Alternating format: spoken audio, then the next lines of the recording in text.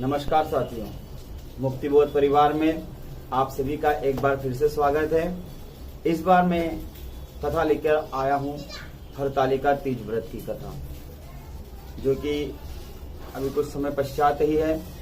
और हरतालिका तीज का व्रत सभी लोग बड़े हर्षोल्लास के साथ करते हैं, माताएं बहनें करती हैं, सौभाग्यवती स्त्रियां करती हैं, कुंवारी कन्याएं हरतालिका तीज को व्रत को करती हैं। तो अभी प्रारंभ करेंगे हम विधि से कि हरतालिका तीज व्रत की विधि क्या है। अब विधि जो रहती है वह सभी अपने अपने हिसाब से करते हैं, लोकाचार के हिसाब से करते हैं। एमपी में ये अलग थोड़ा सा परिवर्तन देखने को मिलता है, यूपी में थोड़ा सा अलग परिवर्तन देखने को मिलता है, कुछ भिन्नता हर 12 कोस पे हमको देखने को मिलती है। पर मुख्यतः जो नियम सर्वोपरि हैं, जिनका पालन सभी करते हैं, मैं केवल उन्हीं नियमों की बात करूंगा। हरतालिका तीज का व्रत भाद्रपद मास शुक्ल पक्ष हस्त नक्षत्र तृतीया तिथि के दिन बड़े हर्षोल्लास के साथ माताएं बहनें सौभाग्य की प्राप्ति के लिए करती हैं। कुंवारी कन्याएं सौभाग्य की प्राप्ति के लिए भी करती हैं। प्रत्येक स्त्री का धर्म है कि वह इस व्रत को अवश्य करे। और हरतालिका तीज व्रत के दिन हमें प्रातः काल जल्दी उठना चाहिए, सवेरे ब्रह्म मुहूर्त में उठना चाहिए। ब्रह्म मुहूर्त का मतलब सुबह 6 बजे नहीं होता, ब्रह्म मुहूर्त का मतलब होता है सुबह 4 बजे उठना चाहिए। और नित्य कर्म करना चाहिए, पवित्र होना चाहिए। और सबसे पहले व्रत का संकल्प हमें लेना चाहिए कि हे भगवती, हम आपका यह व्रत करेंगे, हमारा यह व्रत निर्विघ्न पूरा हो, ऐसे आप हम पे कृपा करें, ऐसा आप आशीर्वाद दें। और यही भावना रखें संकल्प में कि मंत्रहीनम क्रियाहीनम भक्तिहीनम सुरेश्वरी यत् पूजितम मया देवी परिपूर्णं तदस्तु। अर्थात हे भगवती, हम आपका यह व्रत करेंगे बिना मंत्र के, बिना यंत्र के, बिना तंत्र के। हमें इन सब बातों का ज्ञान नहीं है, अनुभव कम है। केवल हम भक्ति से, विश्वास से, प्रेम से, श्रद्धा से आपका यह व्रत करेंगे, हरतालिका तीज का व्रत, जिसमें आप हमें सफलता प्राप्त दें, हमारा व्रत निर्विघ्न पूरा हो और हमें शुभ आशीर्वाद की प्राप्ति आपके द्वारा हो। संकल्प इस प्रकार हमें लेना चाहिए। और यह व्रत निर्जला किया जाता है, अर्थात जल नहीं पीना चाहिए। व्रत वाले दिन जल हमको नहीं पीना चाहिए। यह जल 24 घंटे का होता है, पूरा दिन भर। और दूसरे दिन सूर्योदय तक, सूर्योदय के पूर्व जब तक हम भगवान शिव का विसर्जन, जो प्रतिमा हमने बनाई है बालू की या मिट्टी का, उसका विसर्जन ना कर दें, तब तक हमें निर्जला व्रत रहना चाहिए। और प्रसाद के साथ ही हमें पारणा करना चाहिए। तो यह व्रत निर्जला रखना चाहिए। अब यह निर्जला व्रत तो बहुत ही सोचकर ही मन में घबराहट होती कि दिन भर प्यासे रहना है, रात भर प्यासे रहना है, और उसके बाद हमें अन्य जिम्मेदारियों का भी पालन करना है, जिससे प्यास लगना स्वाभाविक है। क्योंकि वर्तमान समय में हमारा इतना अभ्यास नहीं रहता कि हम निर्जला व्रत को कर सकें। इसलिए जो गर्भवती महिलाएं हैं, जो बीमार हैं, जो अस्वस्थ हैं, जिनके पास छोटा बालक है, उन्हें चाहिए कि वह निर्जला व्रत को ना करें, निर्जला व्रत को ना करें। क्योंकि उससे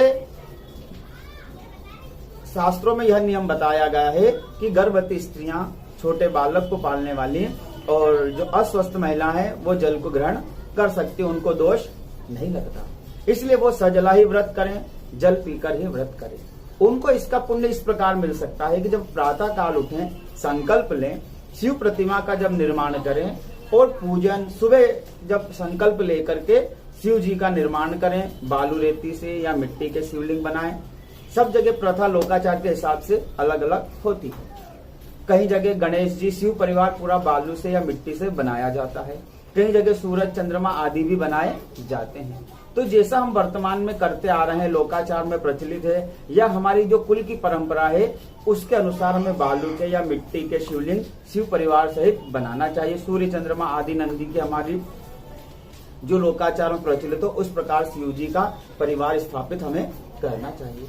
और स्थापना करने के बाद श्रद्धा भक्ति विश्वास के साथ यदि कुल पुरोहित है, ब्राह्मण देवता को यदि आपने बुलाया है तो उनके आदेशानुसार प्रातः काल एक पूजन अवश्य करना चाहिए। शिव जी का पूजन करें, बिल्व पत्र से अर्चन करें और पार्वती भगवती का पूजन करें, माता पार्वती जी का पूजन करें, अर्चन करें और उसके बाद कथा श्रवण हमें करना चाहिए और आरती करना चाहिए। जब ये प्रातः काल एक पूजा हो जाए तब जो निर्जला नहीं करना चाहते हैं वो जल ग्रहण कर ले, या जल ग्रहण के साथ कोई दूध की वस्तु या दूध ग्रहण कर सकते हैं। और एक निवेदन था कि चाय ना पिएं, क्योंकि लोग सोचते हैं हम दिन भर चाय पिएंगे और उपवास करेंगे तो चाय शरीर को नुकसान देता है, इसलिए जो दवाई एलर्जी करे उसको नहीं लेना चाहिए। चाय पीने से भूख मरती है, शरीर को कष्ट होता है, शरीर के लिए वह उचित नहीं है, इसलिए चाय ज्यादा ना पिएं।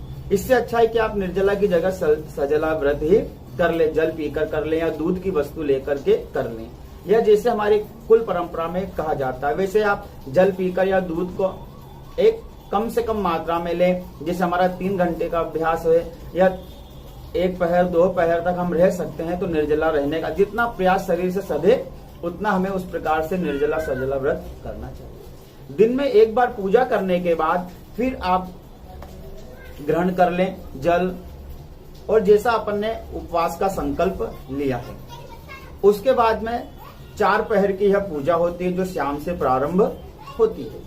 प्रातः काल की पूजा भी करना चाहिए और उसके बाद हम जल ले सकते हैं जिससे हमारा शिव व्रत भंग ना हो। शिव संकल्प मस्तु, अर्थात 4 पहर की वो पूजा करना चाहिए। पहला पहर जो होता है वो 6 से 9 का होता है, दूसरा जो होता है 9 से 12 का होता है, तीसरा प्रहर जो होता है 12 से 3 का होता है और चौथा प्रहर सुबह 3 से 6 का होता है। ये लगभग एक समय मैंने आपको बताया है, इसमें थोड़ा समय आगे पीछे रहता है पर हम इस हिसाब से भी गणना कर सकते हैं। तो पहली पूजा जो है शाम की 6 से 9 के मध्य होना चाहिए, जिसमें हमें शिव जी का पूजन, कथा श्रवण, अर्चन, आरती करना चाहिए। चारों पहर किस प्रकार पूजा करना चाहिए। और आज के दिन यह सौभाग्य की प्राप्ति के लिए व्रत रहता है, इसीलिए पति को खुश रखना चाहिए। सभी स्त्रियों को चाहिए कि सौभाग्यवती स्त्रियों को चाहिए कि वह 16 श्रृंगार धारण करें और सफेद और काले वस्त्र धारण न करें और पति के साथ किसी प्रकार का छल कपट बुराई न करें, क्योंकि यह पति के प्रसन्नता के लिए किया गया ही व्रत है। इसीलिए पति की बुराई ना करें, उनकी निंदा ना करें, उनके मन को किसी प्रकार ठेस ना पहुंचे, इस व्रत में विशेष ध्यान रखना चाहिए। अब ये बात तो 365 दिन भी ध्यान रखना चाहिए, पर यदि हम ऐसा पालन नहीं कर सकते हैं तो फिर भी कम से कम हरतालिका तीज के दिन, व्रत के दिन हम यह ध्यान रखें कि उनकी निंदा ना करें, वो प्रसन्न रहें, इस प्रकार हम इस व्रत को करें, क्योंकि पति में ही परमेश्वर का रूप होता है। और भाव ये रखें कि उनको भी कन्विंस करें, उनको भी सहमति करें कि यह हरतालिका तीज का व्रत में कर रही हूँ, आपके निमित्त है, मेरा भाव भी है, तो आप भी इस व्रत में मेरा साथ दें, मेरा सपोर्ट करें। तो पूजन की सामग्री, बालू के शिवलिंग, मिट्टी के शिवलिंग में उनको साथ लेकर जोड़े से करें, तो देखिए कितना आनंद आता है। अब कुछ माता बहनें अड़ोस पड़ोस में नहीं जाती, कहीं जहाँ उनका फ्रेंड सर्कल होता है, जहाँ मित्र होते हैं, जहाँ सहेलियां होती हैं, जहाँ ग्रुप बनता है, वहां चले जाते हैं और वहाँ बड़े पूजा पाठ करते हैं और इधर उधर की बातें करते हैं और घूमने फिरने चले जाते हैं, नाना प्रकार के क्रियाकलाप करते हैं, जो कि व्रत में नहीं करना चाहिए। सर्वप्रथम तो जोड़े से यह व्रत करना चाहिए, किसी की बुराई ना करना चाहिए, भगवान शिव का अभिषेक अच्छे से करना चाहिए, सत्य बोलना चाहिए, झूठ नहीं बोलना चाहिए, शिव पुराण का अध्ययन करना चाहिए, शिव मंत्र का जाप करना चाहिए। जो भी हमारा ज्ञान है जितना, उसके अनुसार हमें दिन को समय व्यतीत करना चाहिए।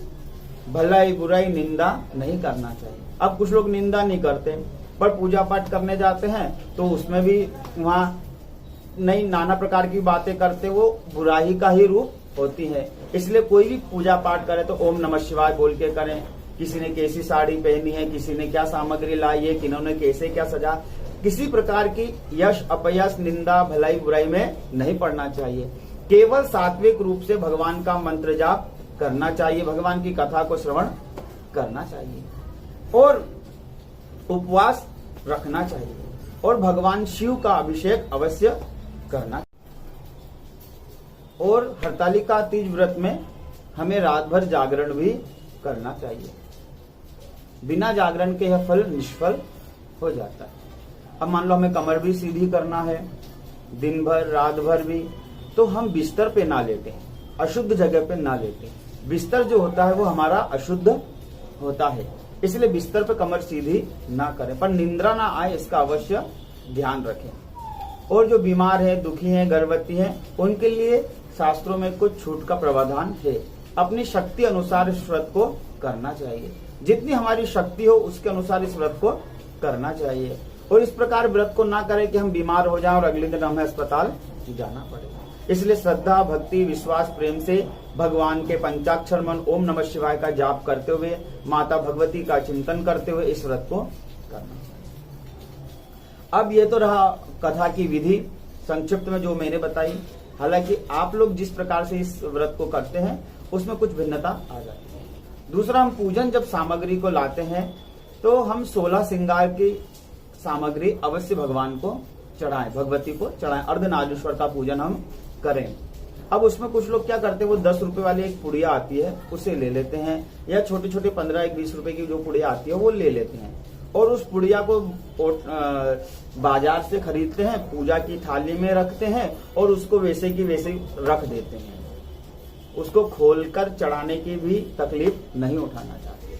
तो देखिए, वैसे तो मैं उस पुड़िया का विरोध ही करता हूँ, क्योंकि उसमें जो पाना निकलता है वो अपमानित होता है, क्योंकि दूसरे दिन लात वगैरह में आता है, इधर उधर फिरता है, और क्योंकि हम उस जगह उससे सही उचित जगह विसर्जित नहीं कर पाते। इसलिए हो सके तो उस पुड़िया को ना खरीदें, क्योंकि उसमें एक छोटा सा कांच निकलता है, वो भी टूटा हुआ रहता है, खंडित रहता है। यदि कांच की दृष्टि से देखें तो छोटा सा कंगा रहता है जो किसी काम का नहीं रहता, जो बच्चों के खेलने के काम का भी नहीं रहता। वो भगवान भी क्या करेंगे, और दूसरे पंडित जी भी उसको इकट्ठा करते हैं बहुत सारा, और वही अटाले में या तो बेच देते हैं या उसको वो फेंक देते हैं, क्योंकि कोई काम का नहीं रहता। छोटे छोटे मंगलसूत्र भी रहते हैं जो किसी काम के। तो कहने का भाव यही कि हम श्रद्धा, भक्ति, विश्वास से भगवान की पूजन करें। हमारी जितनी शक्ति हो उसके अनुसार भगवान की पूजा करें। अब शक्ति हमारे पास कितनी है, यदि हम 20 रुपए का गुटखा खाते हैं तो उस 20 रुपए का एक कंगा कम से कम अच्छा सा हम भगवान को चढ़ाएं, जो भगवान के निमित्त ब्राह्मण को या जो सेवा करता है उनको काम में आए। या उस 20 रुपए की हम चूड़ियां भगवान को अर्पण करें, अर्धनारीश्वर को अर्पण करें, जिससे वो चूड़ियां दूसरे दिन प्रसाद रूप में सबको बट जाए। या हम ब्लाउज पीस चढ़ाएं जिससे वो प्रसाद रूप में बट जाए, क्योंकि जो आप चढ़ाएंगे वही तो आपको प्रसाद रूप में मिलेगा। इसलिए कोई ऐसी सामग्री चढ़ाएं, 16 श्रृंगार अच्छे से चढ़ाएं, ना हमारी शक्ति तो एक वस्तु चढ़ाएं, भले एक काजल की डब्बी चढ़ाएं, पर वो अच्छी चढ़ाएं जो यूज हो, जो उसका उपयोग हो। नहीं तो आप देखेंगे दूसरे दिन वो कचरे में चली जाती है, कोई मतलब नहीं रहता।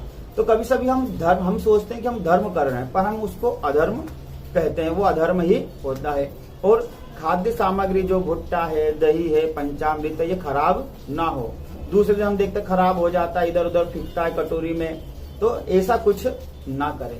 प्रतिमा को संक्षिप्त रूप से पूजन करें, यथाशक्ति सामग्री चढ़ाएं, ओम नमः शिवाय का जाप करें, बिलपत्र उल्टा चढ़ाएं, भगवान भोलेनाथ की आधी परिक्रमा करें। घी का दिया जला रहे हैं तो भगवान के सीधे हाथ पे, तेल का दिया जला रहे हैं तो भगवान के उल्टे हाथ पे हमें रखना चाहिए। कुछ नियमों का पालन करके कथा को बड़े प्रेम से सुनना चाहिए। अब कथा को सुनने का अर्थ यह है कि हम जो कथा में अच्छी बात लगे उसे जीवन में आचरण में लाएं, जब यह कथा फल देगी।